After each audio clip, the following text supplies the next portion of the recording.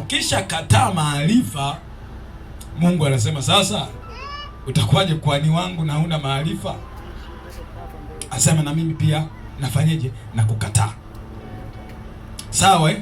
Sasa ni kuonyesha mambo kadha wa kadha ambayo yatatusaidia kuvuka na kushinda. Hebu mpigie Yesu makofi kwa ajili. Amen.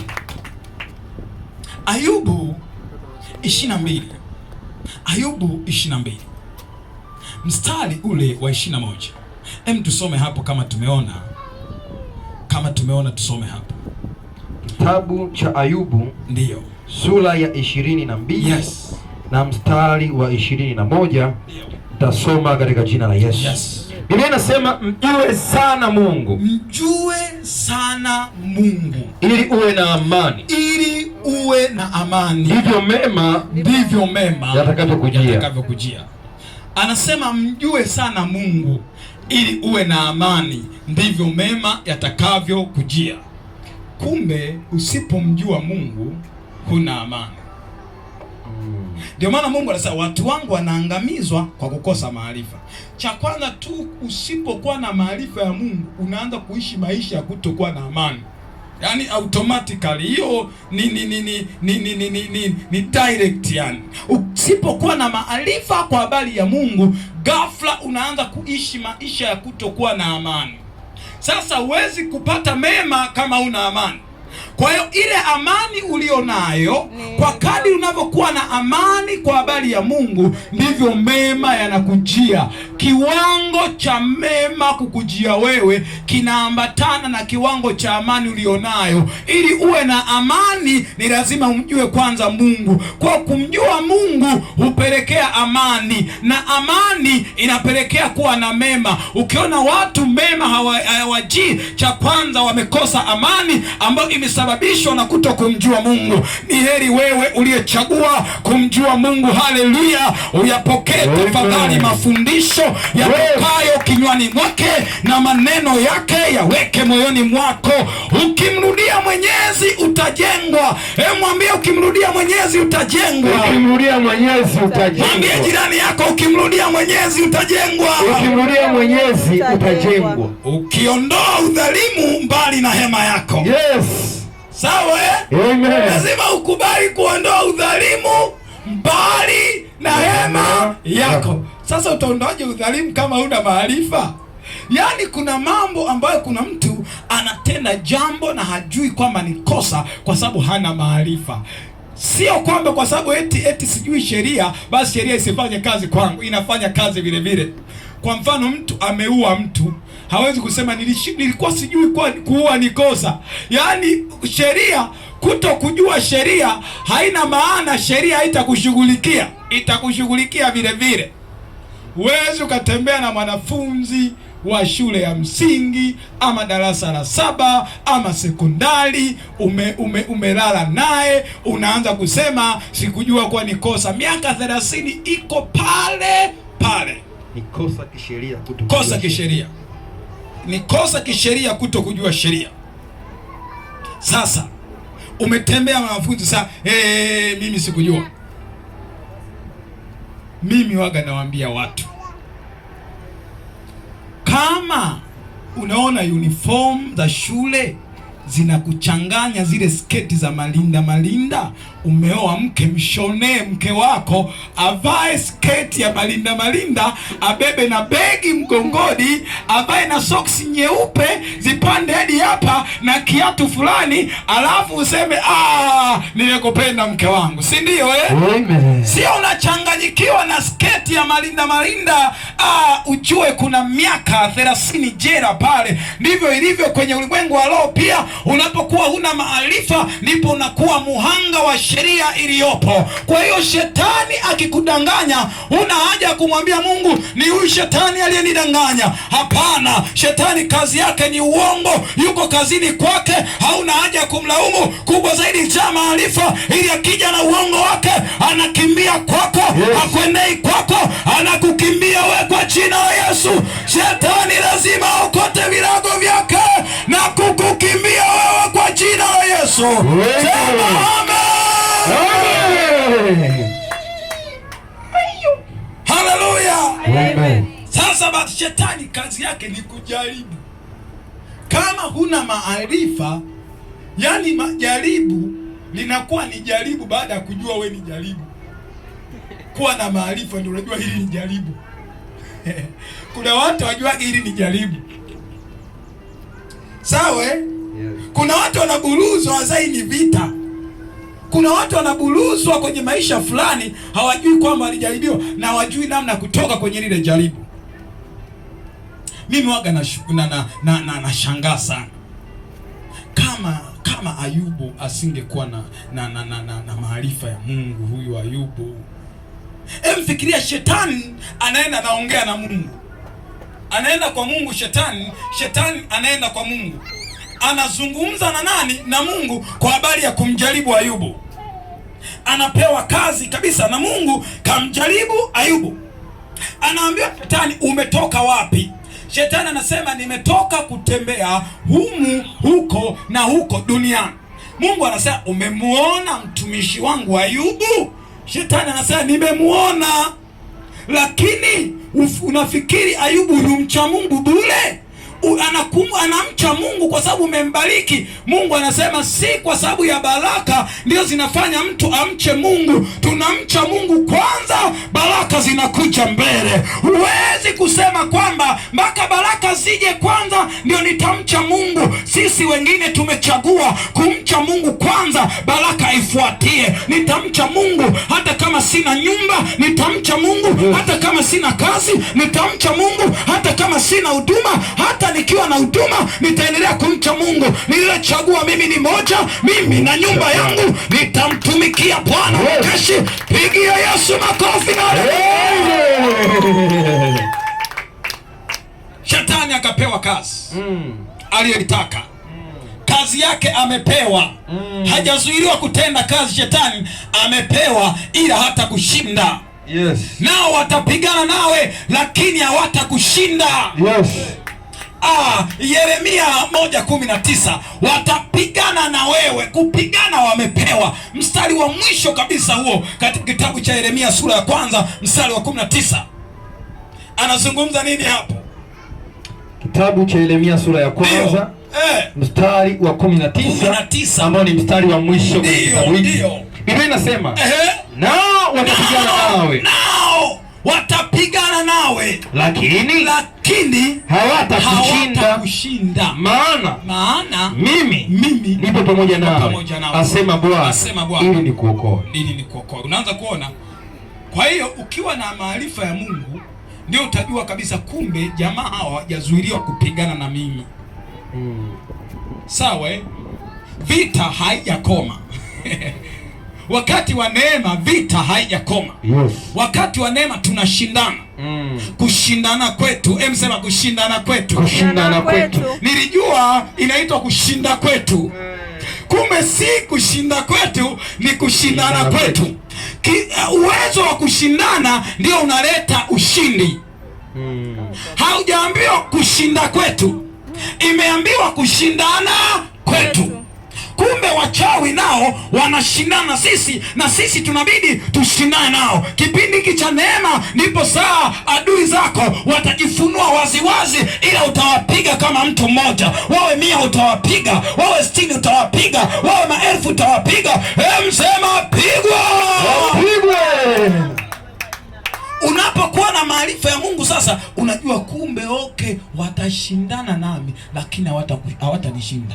Lakini usipokuwa na maarifa ya Mungu, unapoona vita inaibuka unasema sasa, kama hiyo neema iko wapi sasa? Mbona wanajipanga? Ndio wamekuwa wengi wananisogelea, naogopa mimi. Mungu anasema usiogope. Ijapo watajipanga kinyume chako, watakatiliwa mbali kama moto wa mibani. Ijapo watajikusanya kama nyuki, kwa uweza wa Bwana watakatiliwa mbali, watakatiliwa mbali. Mtu mmoja aseme katiliwa mbali. Katiliwa mbali. Sasa unaanza kuona maandiko yanaweka wazi watashindana nawe lakini. Sasa mwenye maarifa anajua lakini hawatanishinda. Asiye na maarifa akishaona vita inamjia anaanza kuwaza kushindwa. Anasema nitakufa mimi. Hafi mtu hapa. Amen. Kazi haijaisha. Yes. Kazi haijaisha. Yes. Hautakufa. Amen. Kazi bado haijaisha. Sema hafi mtu kwa jina la Yesu. Hafi mtu kwa jina la Yesu. Sasa Ayubu anajaribiwa. Kitabu cha Mwanzo, si ndio? Hapana. Kitabu cha Ayubu bwana.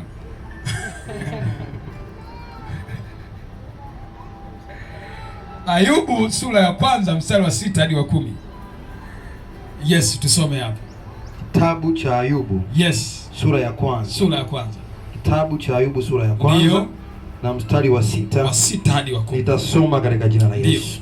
Ilikuwa siku moja ambayo hao wana wa Mungu walikwenda kujihudhurisha mbele za Bwana. Shetani naye akaenda kati yao. Bwana akamuuliza. Mtazama kwamba kidogo kwanza. Ni wana wa Mungu wameenda kwenye kikao na Mungu.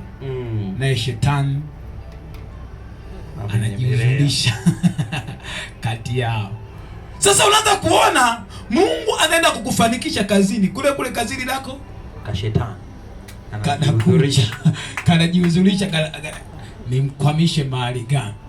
Ndio maana tumesema unatakiwa kuwa mtakatifu kweli kweli. Yes. Kwa sababu kapo katakuja kule kazini, katakuja kwenye biashara, unaona hako kanasema ni mkamate wapi? Sasa shetani amepanda kabisa kwenye kikao mbinguni. Wana wa Mungu wako pale. Unapozungumza wana wa Mungu kwa Agano la Kale, unazungumza kwa habari ya malaika. Malaika watakatifu wamekaa kwenye kikao na Mungu, na shetani huyo akatokea. Akasema, akaulizwa umetoka wapi? Bwana akamuuliza shetani, umetoka wapi wewe? Ndipo shetani akamjibu Bwana na kusema natoka katika kuzunguka duniani na katika kutembea huku na huku humo. Sasa Bwana akamuuliza shetani, je, umemwangalia huyo mtumishi wangu Ayubu? Bwana atamuuliza shetani, je, umemwona mtumishi wangu mbarikiwa? Umemwona mtumishi wangu Masanja? Umemwona mtumishi wangu Amosi? Umemwona mtumishi wangu Agata? Mpigie Yesu kwa ajili makofi kwa ajili ya dada Agata. Pigie Yesu makofi. Rakapasetetete. Haleluya. Amen. Pigie na baada hapa ataimba wimbo mmoja. Amen. Nimekuona mwanangu, barikiwe. Pigie Yesu makofi kwa ajili yake. Amen. Kwa shetani ataanza kuuliza, je, umemwona Kayombo? Umemwona? Anaanza kuuliza, je, umemwona? Sasa baadaye itatokea nini? Shetani atasema shetani kuna mali akiona jambo la kumfaidia anaongea ukweli. Usifikiri shetani ni mwongo tu. Uongo. Ukiona mtu kuna mali pengine sana, mimi nasema ukweli, lakini ukweli wa kukuharibia ni shetani. Si unaelewa nasema nini? Kuna watu wanajidai wasema ukweli, lakini nia yao ni kuharibu. Mimi namwambia bosi ni ukweli bwana.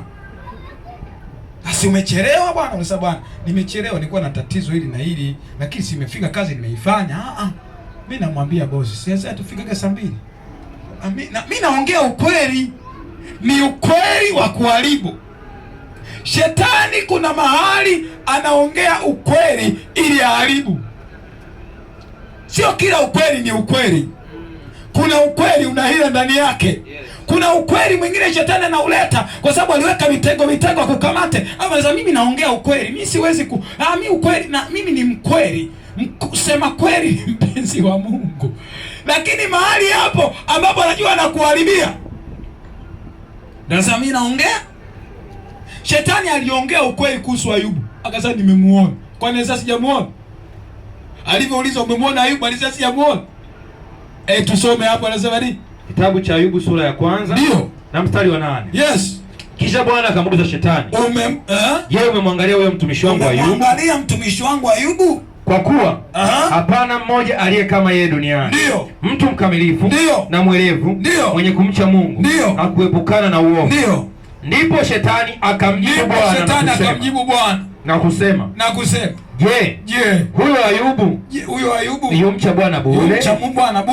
Manake anaonyesha kwamba nimemuona kweli, lakini natafuta sababu ya kutaka kumpiga Ayubu. Je, wafikiri yumcha Bwana bure? Wanafikiri anawahi kazini bure? Anawahi ili aibe, anakuchongea vile unavyowahi kazini, anasema anakuja anawahi sana asubuhi ili aibe. Nafikiri huyu wahi kazini bure.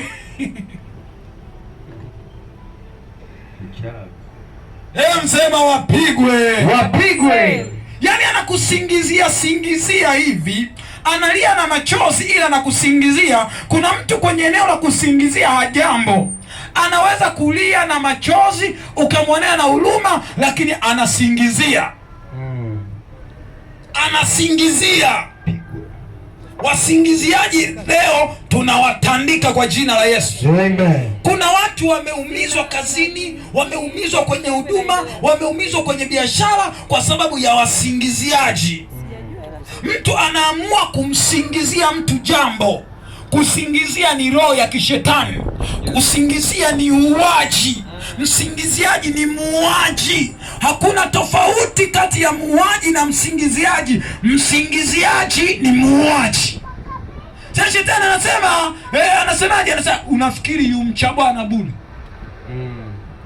Anasema nini hapo tena? Ndipo shetani akamjibu Bwana. Je, huyu Ayubu yumcha Bwana bure? Mstari wa 10. Wewe hukumzingira kwa ukingo pande zote pamoja na nyumba yake na vitu vyote alivyo navyo. Kazi ya mikono yake umezibariki, nayo mali yake umeiongeza katika nchi. Unaanza kuona shetani anafikiri kwamba tuna hofu kwa habari ya Mungu kwa sababu tunaviangalia vitu alivyotupa. Sisi hatuangalii vitu alivyotupa, tunamwangalia yeye. Ndio maana akasema kipindi hiki uongeza ushirika na Yesu Kristo ambaye ndiye mtoa neema. Amen. Ongeza ushirika na Yesu Kristo ambaye ndiye mtoa neema. Ongeza ushirika na yeye. Usiviangalie vitu alivyokupa, muangalie yeye aliyekupa hivyo vitu. Amen. Usiangalie kazi, muangalie yeye aliyekupa kazi. Usiangalie biashara, muangalie yeye aliyekupa biashara. Usiangalie huduma, muangalie yeye aliyekupa huduma. Kuna watu wako tayari kumtendea lolote Yesu, hata baya, ili kulinda huduma. Unalinda huduma gani? Huduma ya kwako. Mtendee vizuri yeye aliyekupa. Haleluya. Kuna mtu anasema mimi siwezi kuharibu huduma yangu. Huduma yangu. Yaani yuko tayari kuongea uongo, yuko tayari kufanya vibaya kwa habari ya Mungu aliyempa huduma ili alinde huduma aliyopewa. Wakati mwenye kumpa yupo. Mimi amempa zamana. Chochote ambacho Mungu amekupa ni chake, ila amekifanya tu kwa muda kuwa chako, ila ni chake.